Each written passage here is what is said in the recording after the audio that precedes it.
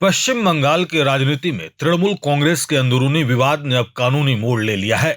विपक्ष के नेता ऋतुव्रत बैनर्जी के नेतृत्व वाले गुट ने दावा किया है कि अदालत के अंतरिम आदेश के बाद अब वही असली तृणमूल कांग्रेस है और पार्टी के प्रशासनिक मामलों को चलाने का अधिकार केवल उनके राष्ट्रीय कार्यकारी समिति के पास है।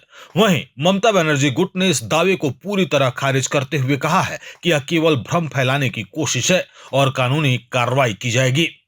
रविवार को कोलकाता में मीडिया से बातचीत करते हुए ऋतुव्रत बैनर्जी ने कहा कि अदालत के आदेश के अनुसार कोई भी व्यक्ति खुद को पार्टी का पदाधिकारी बताकर नियुक्तियां नहीं कर सकता, पार्टी की ओर से निर्देश जारी नहीं कर सकता और न ही पार्टी के रिकॉर्ड, बैंक खाते, फंड या संपत्तियों का इस्तेमाल कर सकता है। ऋतुव्रत बैनर्जी ने कहा कि 22 जून को हुई विशेष बैठक में गठित राष्ट्रीय कार्यकारी समिति ही अब तृणमूल कांग्रेस का संचालन करने वाली एकमात्र वैध संस्था है। उन्होंने कहा कि अरूप रॉय की अध्यक्षता वाली यह समिति ही पार्टी के सभी प्रशासनिक फैसले लेगी। उन्होंने दावा किया कि इसका सीधा मतलब है कि हम ही असली तृणमूल कांग्रेस हैं। Ordered, the defendants and their men and agents are hereby restrained from creating disturbances to the National Working Committee elected at the special session held on 22/06/2026 constitutes the only lawful executive body authorized to administer the affairs of the All India Trinamool Congress.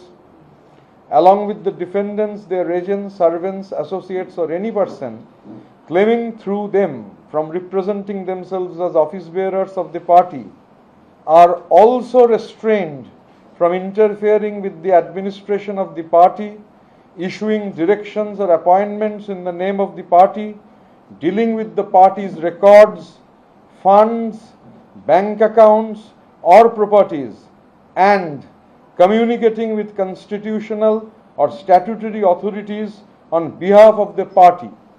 Moreover, the defendants and their men and agents from to taking forceful possession of the Trinamool Bhavan at A by P 1/A Canal South Road Metropolitan CHS Limited, Kolkata 700105 and any other units party office. এটা হচ্ছে order. এবার আমি অর্ডারের আমাদের সাধারণ তৃণমূল কংগ্রেসের কর্মীরা তারা এই স্যুটটা ফাইল করেছিলেন। ফাইল করার কারণ ছিল, কারণ 22 তারিখে অল ইন্ডিয়া তৃণমূল কংগ্রেসের যে স্পেশাল সেশন আমরা অর্গানাইজ করেছিলাম, যে স্পেশাল সেশন থেকে এনডব্লিউসি গঠিত হয়েছিল এবং শ্রী অরূপ রায় আমাদের চেয়ারপারসন নির্বাচিত হয়েছিলেন। তারপর এটা দেখা যায় যে বিভিন্ন জায়গায় পার্টি অফিসে ঢুকে তৃণমূল কংগ্রেসের নাম করে কিছু লোক অবাঞ্ছিত বিশৃঙ্খলা তৈরি করবার চেষ্টা করছেন বা তৃণমূল কংগ্রেস বলে দাবি করছেন। তো এই অবস্থায় মহামান্য আদালত তাদের কাছে আমাদের সাধারণ কর্মীরা তারা এই স্যুটটা দাখিল করেন। ওই যে বললাম টাইটেল স্যুট নাম্বার 965 অফ 2026 এবং অর্ডারটা যদি ভালো করে দেখেন, অর্ডারের 3টে খুব ইন্টারেস্টিং পার্ট রয়েছে। পরিষ্কার বলা হয়েছে, the National Working Committee elected at the special session held on 22/06/2026 constitutes the only lawful executive body authorized to administer the affairs of the All India Trinamool Congress.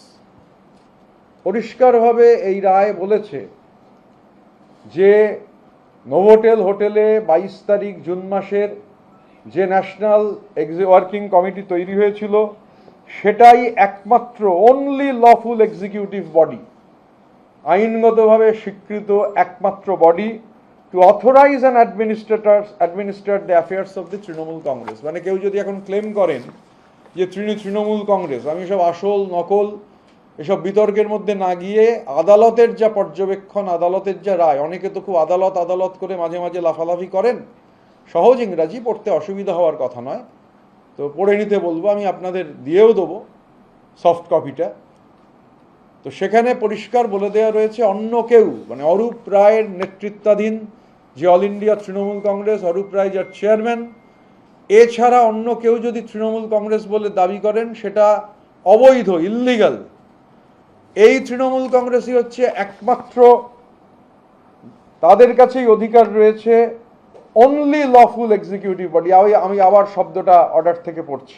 उधर ममता बनर्जी गुट ने ऋतुव्रत बनर्जी के दावों को सिरे से खारिज कर दिया है। ममता गुट की ओर से अदालत में पेश हुए अधिवक्ता अर्क कुमार नाग ने कहा कि यह केवल एक अंतरिम आदेश है और पार्टी आगे आवश्यक कानूनी कदम उठाएगी। उन्होंने आरोप लगाया कि ऋतुव्रत बनर्जी कभी चुनाव आयोग तो कभी अदालत का दरवाजा खटखटाकर सिर्फ भ्रम पैदा करने की कोशिश कर रहे हैं। अर्क कुमार नाग ने स्पष्ट कहा कि ममता बनर्जी ही तृणमूल कांग्रेस की चेयरपर्सन है और उनका फैसला ही पार्टी का अंतिम फैसला माना जाएगा। देखिए, ये एक इंटरिम ऑर्डर है, इसके ऊपर कानूनी कार्रवाई होगी और कानूनी कार्रवाई के बाद बाकी जो स्टेप्स हम लोगों को लेना है हम लोग लेंगे। ऋतुव्रत बनर्जी कभी ईसीआई में जा रहे हैं, कभी अलीपुर कोर्ट में जा रहे हैं, किसी और को भिजवा के केस कर रहे हैं। ये कंफ्यूजन क्रिएट करने का तरीका है, इससे कुछ फायदा नहीं होगा। अल्टीमेटली हम लोगों को विश्वास है कानून व्यवस्था पर, और आपके माध्यम से आपके जो दर्शक हैं, जो तृणमूल कांग्रेस या ममता बनर्जी के वर्कर हैं, उनको बता देना चाहता हूं कि आज भी ममता बनर्जी ही तृणमूल कांग्रेस के चेयरपर्सन हैं और उनका जो फैसला होगा वही पार्टी का फैसला होगा। अब यह मामला केवल राजनीतिक नहीं बल्कि कानूनी लड़ाई भी बन चुका है। एक तरफ ऋतुव्रत बनर्जी गुट खुद को अदालत के आदेश के आधार पर असली तृणमूल कांग्रेस बता रहा है, तो दूसरी ओर ममता बनर्जी गुट इस दावे को पूरी तरह अस्वीकार कर रहा है। ऐसे में अब सभी की नजर अदालत और चुनाव आयोग के अगले फैसलों पर टिकी हुई है, जो तय करेंगे कि आखिर पार्टी के नाम, चुनाव चिन्ह और संगठन पर किसका अधिकार होगा।